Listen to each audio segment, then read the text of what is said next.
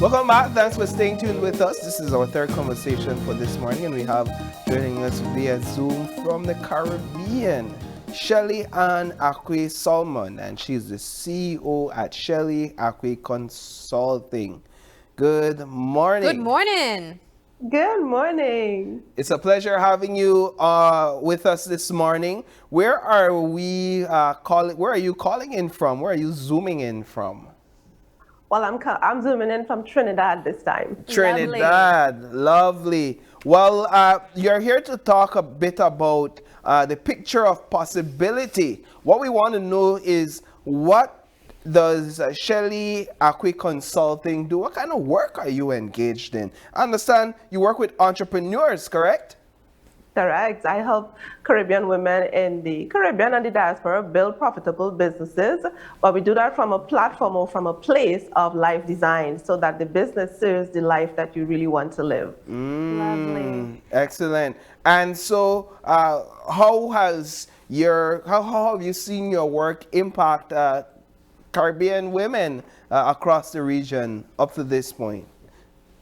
Oh, it's exciting. I have seen women, their confidence just soar, their clarity around business and executing sales strategy, marketing strategies. Also, they have a sense of pride to know that they are financially stable. And for many of us, we are not just financially stable, we have time and location freedom as well.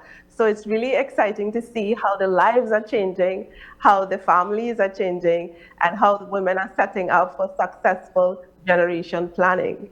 No, You often say that leaders must be the picture of possibility. Now that sounds kind of loaded, right? But what does that mean in practice and not just in words?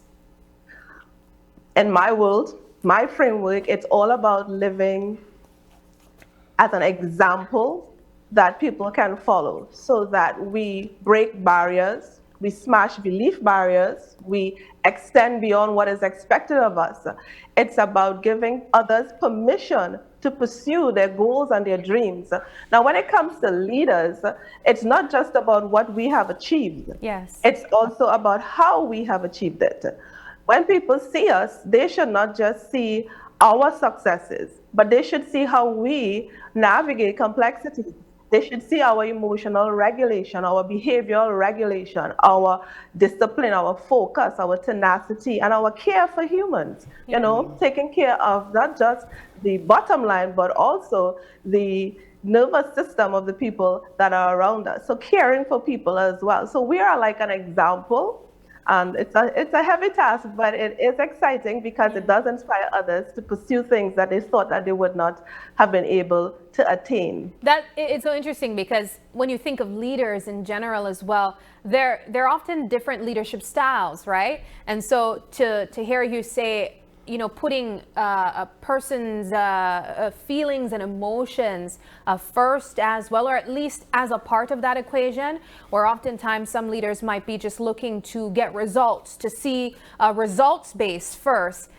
Do you find that a lot of leaders or a lot of people who come to you kind of clash with that level of thinking? Yes. And you see, historically, we've been taught that being a leader, you have to control, you have to dictate. It's all about the bottom line. And we don't really put the humans that are involved in this process as a priority. So I think that the more we strive to be emotionally and behaviorally regulated, ethically grounded, and we also have to be strategically clear. And we have to be emotionally intelligent leaders. Yes. We have to be aware of the humans that make this thing happen. And if our people, our team, doesn't feel stable, doesn't feel safe, and they are also struggling from chronic anxiety, then that's going to affect the bottom line. So we do have to take into consideration the people that's helping us to pursue the goal, to accomplish the goal. So we have to understand also the importance of critical thinking and culture. And everything has to have a context.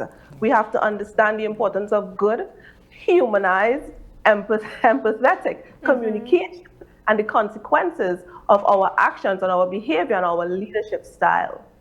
Now, there's big news for you, or coming out of your consulting firm, and it is that you are currently the only Caribbean woman nominated for the Black Business Association's Black Business Awards.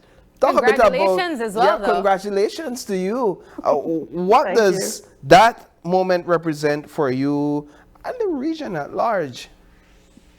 Well, for the region, I would say, and the diaspora, because they are also rallying around this award. I believe it's symbolic. It gives a sense of statement that we are leveling up, we are improving, we are now globally competitive.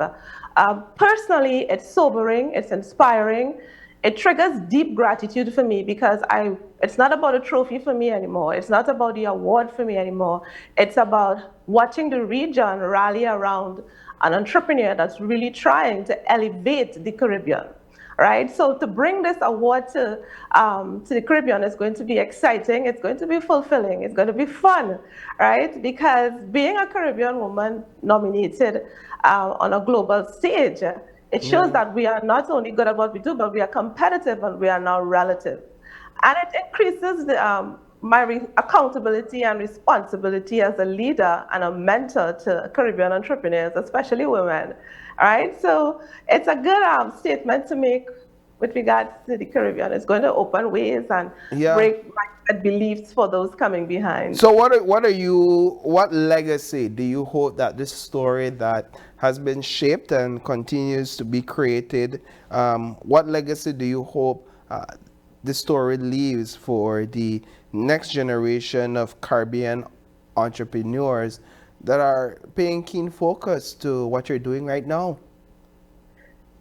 I want my legacy and the work that I do to give my Caribbean women permission to lead globally and not shrink, permission to be rooted in your culture, but be expansive in your thinking and your pursuits.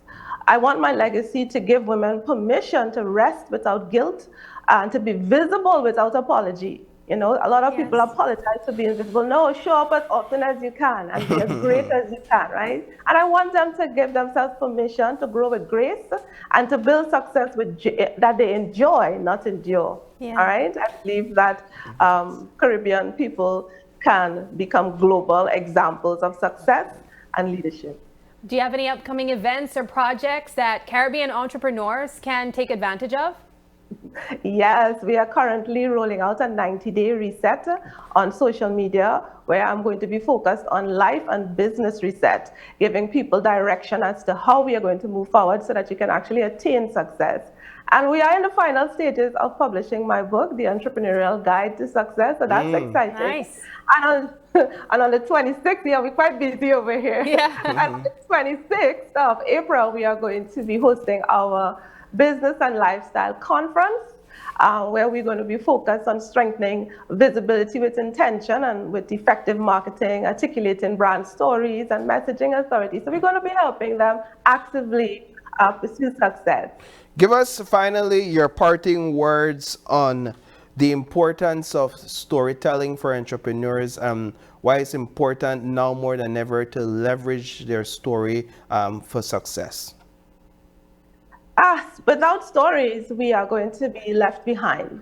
The reason why I say that is because we are saturated with information. Information is easily accessible. In the past, showing up and teaching and giving information, that was a strategy that worked. But now the online space and everywhere you go, you can get information easily. I think what people are looking for, at least I know what people are looking for, are entrepreneurs, leaders, creators who they can connect with. They want to know that they are psychologically safe, that we have shared identities, we are humanizing the content, we are giving the pathway, and we are telling them not just a 5-step strategy, but we are showing them from our experiences how we have attained that. So stories tell people who you are, what you stand for, and whether they can feel safe to connect with you or purchase from you. So you have to get very, very clear as to what stories you're going to tell and what are the lessons that people are going to learn from those lessons. All right, it's no longer about just being present or giving some steps or giving information. People want to connect. All right, well, that's All some right. free advice right there for you. I want to really quickly engage our cultural phrase of the day, Ms. Shelley. I know that you are tuning in from Trinidad, so you're a part of our Caribbean sister, you know?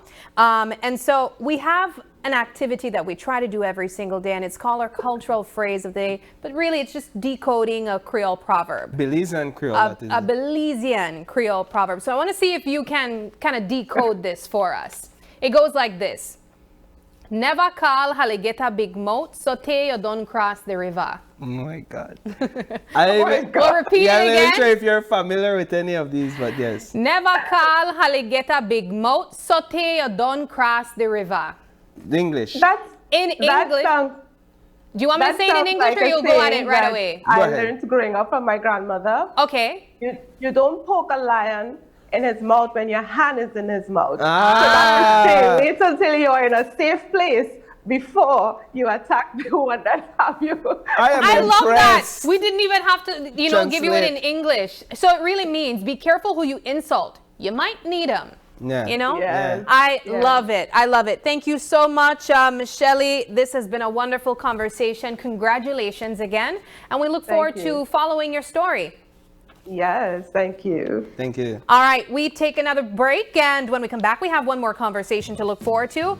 We'll be talking about Benny's bringing back Love Your Honda deals.